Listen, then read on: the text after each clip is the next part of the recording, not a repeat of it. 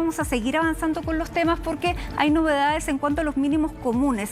El gobierno ya ingresó algunos de los proyectos de esta agenda y la presidenta del Senado se comprometió a tramitarlos con celeridad. Vamos a conocer más detalles de las iniciativas con el ministro de la Secretaría General de la Presidencia, Juan José Ossa. ¿Cómo está, ministro? Muy buenas tardes. Muy buenas tardes, Matilde. Tanto tiempo que no conversábamos. No me había tocado que me entrevistara. Muchísimo tiempo, ministro.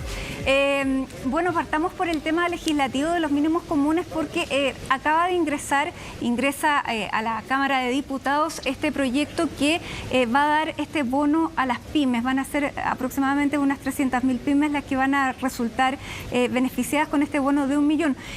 Lo han recibido bastante positivamente, sobre todo desde la bancada del Partido Socialista. ¿Cómo ve usted la tramitación de este proyecto en especial? A ver, efectivamente nosotros ya habíamos ingresado 2 de los 3 proyectos relacionados a lo que se ha conocido como los mínimos comunes a la Cámara de Diputados, que eran este ingreso familiar de emergencia universal y aquellas materias relacionadas a alivios tributarios a las pymes. Pero nos faltaba, y hemos presentado en el Senado este tercer proyecto que usted describe y que está enfocado en las pymes, que es una transferencia directa, ¿no es cierto?, para poder ayudarlas de 1 millón de pesos.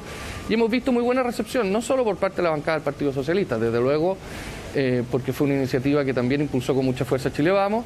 Hemos oído también palabras de distintos personeros que creo que además han bajado un poquito, hemos bajado un poquito el volumen de la discusión, así que yo auguro una muy buena semana legislativa en ambas cámaras. ¿Tuvo alguna razón especial, ministro, para que este proyecto entrara por la Cámara de Diputados y no por el Senado a propósito de los dimes y diretes que han surgido en la última semana? No, nosotros tomamos la decisión de que en ambas cámaras hubiera proyectos, por una cuestión de eficiencia legislativa y también, y esto hay que enfatizarlo, porque estas fueron conversaciones no con la mesa del Senado, lo fueron con la mesa del Senado y con la mesa de la Cámara, y también con muchos otros actores de la sociedad civil, de las pymes. Entonces nos pareció que lo razonable era que ambas cámaras pudieran trabajar en paralelo y luego, como usted sabe, como son al menos 2 trámites, se cruzarán las distintas iniciativas. Pero ante todo lo hicimos por un tema de eficiencia legislativa. Ya, no tiene nada que ver con que esté en la Cámara Alta la senadora Yasna Proboste, que ha protagonizado estas polémicas con el gobierno. No, para nada. Nosotros, la verdad que a la hora de tramitar un proyecto de ley tenemos que tratar de, aunque a veces nos cueste, dejar al margen ese tipo de problemas y enfocarnos en los chilenos. Y para eso uno tiene que hacer un análisis de carga legislativa, ver dónde existe una determinada disposición para tramitar un proyecto, y fue eso justamente lo que nos llevó a dividirlo de esta forma. Ahora, ministro, más allá de las críticas que ha expresado la presidenta del Senado, también por parte, por ejemplo, de los empresarios pymes, ayer conversábamos con Juan Pablo Suet, decía que este era un proyecto que era positivo como un comienzo, pero que era perfectible y que esperaba entonces que en la discusión parlamentaria se mejoraran las cifras. ¿Qué espacio hay de negociación? A ver, esta propuesta es en sí misma un gran esfuerzo fiscal y un gran esfuerzo de todos los chilenos, porque el fisco es de todos los chilenos. Se trata de un paquete que bordea los 11.000 millones de dólares. Imaginémonos que esto es para 3 meses. El año pasado se hizo un acuerdo transversal por la clase política para gastar en un año 12.000 millones de dólares, para que tengamos algún rango de referencia. En ese sentido, además, se trata de propuestas que habían sido pedidas por distintos actores, han sido mejoradas incluso respecto de pedidas de distintos sectores, especialmente algunos de la oposición. Y en ese sentido, yo quisiera destacar que siempre durante la tramitación legislativa se conversa, suceden eventuales cambios, pero para eso se requiere una cosa. Se requiere que las propuestas y contrapropuestas lo que busquen sea, de corazón, mejorar la vida de los chilenos, por cierto, con sentido de responsabilidad. Esos márgenes de negociación no ocurren, no se dan cuando quien está al frente tuyo lo que busca es una ganancia política. Entonces, lo primero, hay que ver cómo está el clima, cómo están las conversaciones, qué es lo que cada uno persigue, porque la verdad es que, como venían por lo menos los dimes y diretes hasta hace un rato atrás, uno pensaba que eventualmente las comisiones, más que pensar en los chilenos, tal vez iban a buscar algunas ganancias políticas. Pero hemos visto que el lenguaje, el tono ha ido cambiando y, como le digo, este es un gobierno abierto al diálogo y en las comisiones iremos viendo. Claro, sobre todo lo que conversábamos ayer con Juan Pablo Suet era que se podía mejorar en términos de dar algún tipo de facilidades a los empresarios que el año pasado postularon y obtuvieron estos créditos FOGAPE y que hoy día no los pueden pagar, ministro. Si hay una posibilidad también de incorporarlos y si hay posibilidades también de generar préstamos más contundentes que les permitan salvar las pymes, porque dicen, está muy bien que nos entreguen 1 millón de pesos inicial, que puede llegar incluso hasta casi 4, pero con eso no salvamos ni reabrimos. ¿Qué opción hay? A ver, primero no se trata solo de estos bonos, se trata de un bono adicional compatible, con un tope, por supuesto, relacionado a la devolución de IVA. Se trata de disminuir a cero el interés penal por el no pago de cotizaciones. Se pagan directamente las cotizaciones de algunos trabajadores de empresas que están acogidas a la ley de seguro de cesantía. Pero a lo que menciona usted relativo al FOGAPE, es efectivo, que nadie pudo prever cuánto iba a durar esta crisis y en la ley de FOGAPE se establecieron ciertos plazos. Es cierto que esos plazos están llegando y es una conversación que está ocurriendo. Se está viendo cómo se puede analizar ese tema, cómo se puede abordar. Naturalmente que nos interesa seguir prestando ayuda a las pymes que se acogieron al FOGAPE, pero esa es otra conversación distinta a estos proyectos de ley. Desde luego tendría que ser un proyecto distinto. Ahora, también se plantea que las empresas que no facturan con IVA solamente van a recibir la primera ayuda, que es este millón, y que no pueden acceder al resto de los beneficios. ¿Se puede subsanar también eso? A ver, lo que pasa son dos cosas. El bono lo van a recibir las pymes y eso es un hecho. Hay otras que van a recuperar, ¿no es cierto?, parte de su patrimonio por la vía de el equivalente a bonos relacionados al IVA que pagaron durante el año 2019. Es efectivo. Hay empresas que son unipersonales que no necesariamente han facturado IVA, no necesariamente han tenido movimiento, pero en general esas pymes al final son familias y en consecuencia lo que estamos haciendo es también buscar las ayudas de otras maneras, como por ejemplo a través del ingreso familiar de emergencia universal. Pero sí, usted me hace una pregunta sobre un caso particular que obviamente tenemos que tomar atención, porque no quisiéramos que nadie que realmente necesite nuestras ayudas pudiese quedar fuera. Pero eso es un espacio de conversación que hay que darle a las comisiones. Yo invito a todas las pymes, a quienes quieran seguir participando en este debate, a darnos sus puntos de vista en las comisiones y por supuesto que yo creo que el clima, la forma en la que nos tratamos, la ausencia de adjetivos calificativos es lo que más puede permitir que avancemos y eventualmente se puedan mejorar los proyectos. Ahora, ministro, con respecto al proyecto de ley de IFE, ¿es posible llegar a un promedio entre lo que está ofreciendo el gobierno y lo que ha pedido la oposición? Ahí hay una diferencia bastante grande. ¿Hay algún espacio para mejorar ese IFE y para aumentar la cantidad de meses? Hoy día estamos viendo que los casos han subido a 8.600 de contagio solamente. A ver, lo primero es señalar que lo que se está proponiendo, que es básicamente este ingreso familiar de emergencia al 100% de las personas que están en el registro social de hogares y nadie bajo la línea de la pobreza, es algo que había sido pedido por distintos actores hasta hace pocos días atrás. En ese sentido hay que reconocer que lo que se está haciendo es un tremendo avance. Hipotéticamente podría alcanzar al 90% de los chilenos. Obviamente hemos querido dejar afuera a aquellas personas que son parte del 10% más beneficiado, digamos, y eso supone que por miembro de cada una de las familias al menos reciban 800.000 pesos líquidos. Una familia de 4 quedará excluida solo si esa familia percibe 3.200.000 pesos. Es una propuesta amplia, que son 3 meses. Y a su pregunta, claro, ¿está relacionado al aumento de los contagios? Por supuesto. Nosotros no vamos a dejar de ayudar a las familias en la medida que la pandemia se extiende. Y por eso es que la ley contempla una especie de autorización al Ejecutivo para extenderlo con posterioridad si se hace necesario. Es decir, estamos tomando los resguardos asociados a que ojalá no se requiera, pero asociado a que la pandemia se nos pueda seguir extendiendo. Ya, por lo tanto, en términos de plazo no habría mayor preocupación. Le reitero respecto al monto, ministro, porque, claro, ahora se ve la línea de la pobreza, pero hasta el año pasado las ayudas partieron en 60.000 pesos, por eso que tal vez hay más necesidades. ¿Se puede aumentar? A ver, varias cosas. Yo quisiera aprovechar esta tribuna para hacer una aclaración. Cuando se habla de la línea de la pobreza, es importante que eso no significa que solo le llega a las personas que están bajo la línea de la pobreza. No, es una forma de estimar un determinado cálculo y de cuáles son las formas mínimas en las cuales tienen que vivir los chilenos. ¿Qué significa esto? Que esto es adicional a los ingresos que están recibiendo las familias, salvo el caso que yo le mencionaba anteriormente. Eso es una primera precisión. A su pregunta si se pueden promediar las cosas. Nosotros tenemos que ser muy serios. No podemos decir nos piden 30, nosotros entonces damos 15. Las cosas tenemos que hacerlas de forma responsable, las podemos conversar siempre en las comisiones. Siempre en una discusión de este tipo hay un margen de negociación. Como le digo, yo creo que cualquier margen de conversación o negociación tiene que tomar en consideración dos cosas. Uno, no buscar ganancias políticas, sino que hacer lo que es mejor para los chilenos. Y esto lo digo por una razón de fondo, porque las políticas públicas solo son bien construidas si existe ese tipo de diálogo.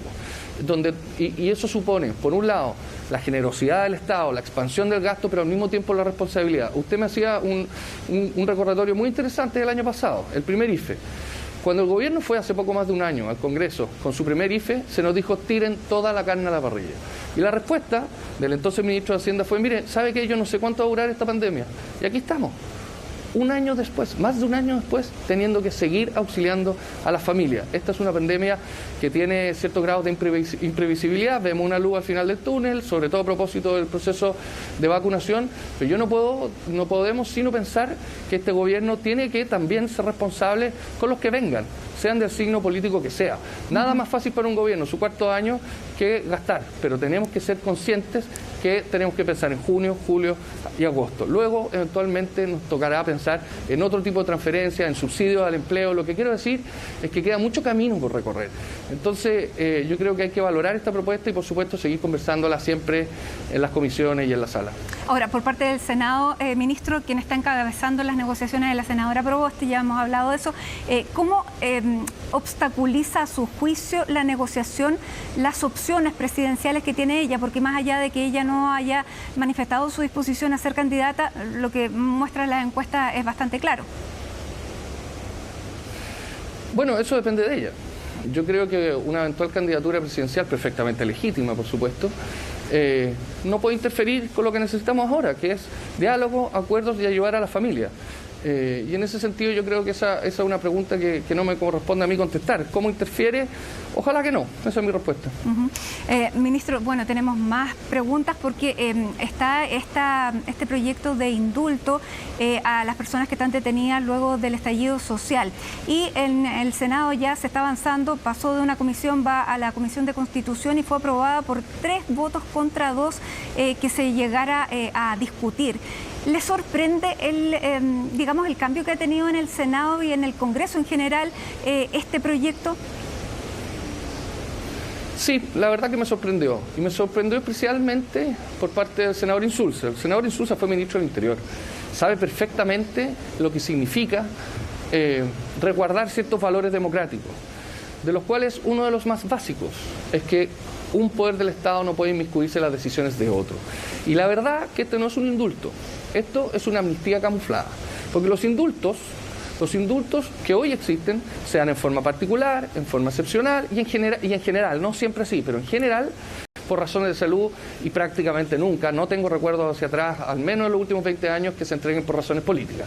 Y en ese sentido nos parece que es una muy mala señal, no solo porque nos parece que quienes han cometido delitos graves, como quemar el metro de todos los chilenos, como romper monumentos nacionales, como saquear, como poner bombas Molotov, en fin, todo lo que a nuestro juicio vimos, nos parece una muy mala señal en sí mismo, pero también nos parece una muy mala señal de fondo. El día en que el Congreso, mediante mayoría circunstanciales, decida que puede ir cambiando las resoluciones judiciales, es el principio de un camino que uno no sabe dónde termina, y es el principio del fin de las democracias.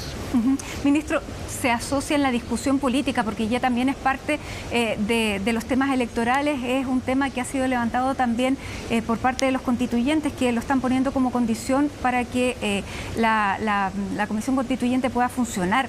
Desde esa perspectiva, ¿cómo lo ve en ese sentido? Porque claramente que hay presiones y los políticos en época de campaña no quieren ser impopulares.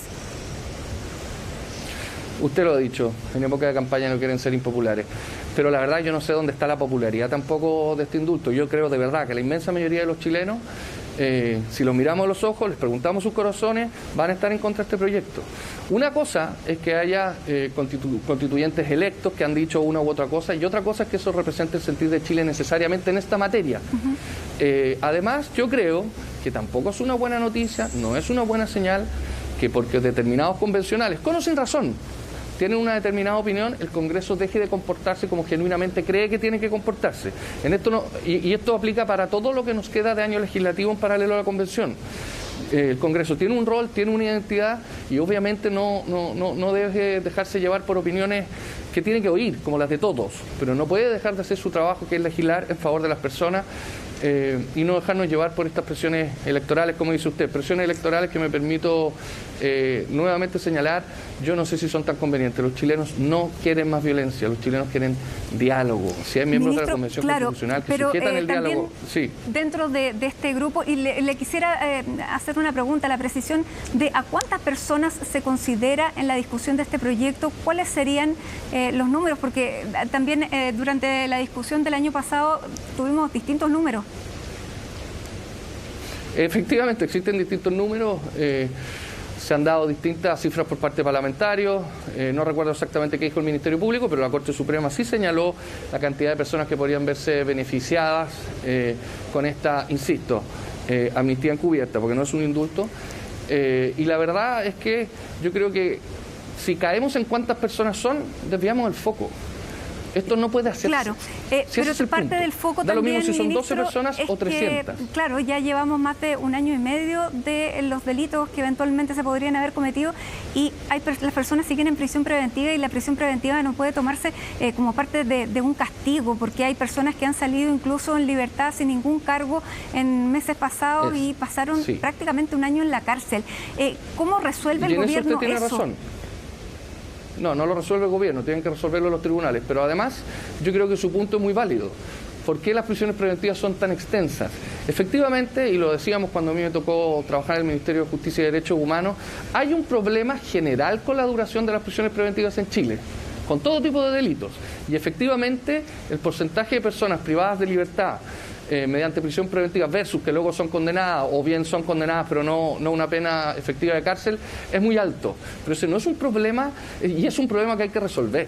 Y de hecho es parte de la inspiración del nuevo Código Penal que esperamos presentar en las próximas semanas. Pero esa es otra cosa. Pero se podría llegar a un acuerdo, el gobierno pudiera promover un acuerdo para que efectivamente los casos de estas personas que ya llevan más de 1 año y medio tengan prioridad y se resuelvan rápidamente dentro de los próximos meses, por ejemplo. O sea, por supuesto que ninguna prioridad. Primero, no es el rol del gobierno promover un acuerdo para que personas determinadas tengan una prioridad versus otras. Lo segundo es lo siguiente: a nosotros como gobierno nos preocupa lo que de verdad está de fondo y que usted muy bien ha tocado, que es la duración de las prisiones preventivas. Y por eso lo que nos corresponde como gobierno es atacar ese problema, porque obviamente es un tema que hay que resolver. La prisión preventiva, como usted bien dice, no es para sancionar, no puede extenderse infinitamente.